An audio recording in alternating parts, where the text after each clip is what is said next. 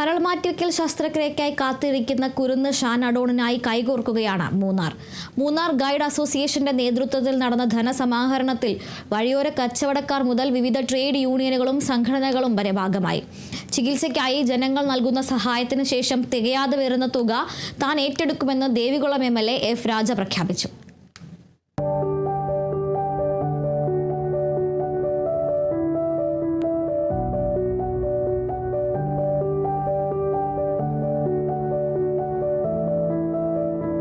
മൂന്നാർ ചെണ്ടുവാര പുതുക്കടി എസ്റ്റേറ്റിലെ 1 വയസ്സുകാരനായ ഷാൻ അഡോണിന്റെ കരൾ മാറ്റിവെക്കൽ ശസ്ത്രക്രിയയ്ക്കായുള്ള ധനസമാഹരണത്തിന് മൂന്നാർ വീണ്ടും മനുഷ്യത്വത്തിന്റെ മാതൃകയാവുകയാണ്.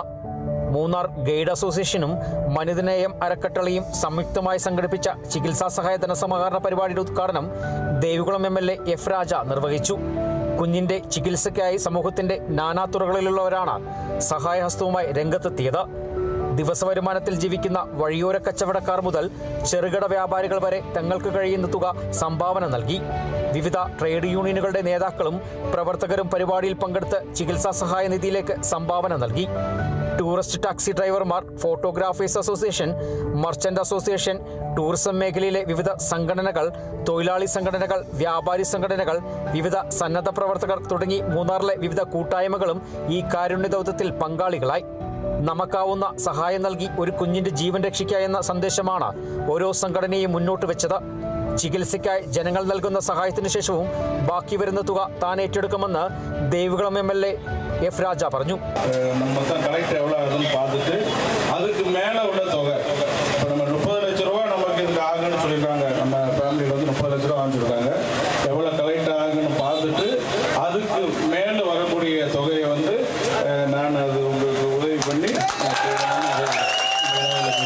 കൂടാതെ ധനസമാഹരണം കൂടുതൽ ജനകീയമാക്കാൻ സാംസ്കാരിക പരിപാടികളും സംഘടിപ്പിച്ചു.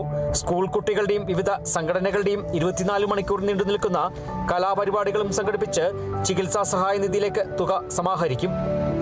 ധനസമാഹരണം വരും ദിവസങ്ങളിലും കൂടുതൽ വ്യാപിപ്പിക്കാനാണ് സംഘാടകരുടെ തീരുമാനം.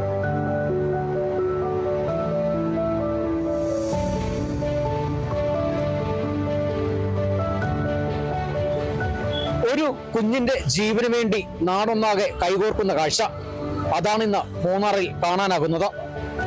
ക്യാമറമാൻ AP രാജയ്ക്കൊപ്പം ബിനീഷ് ആന്റണി, കേരള വിഷൻ ന്യൂസ്, ഇടുക്കി.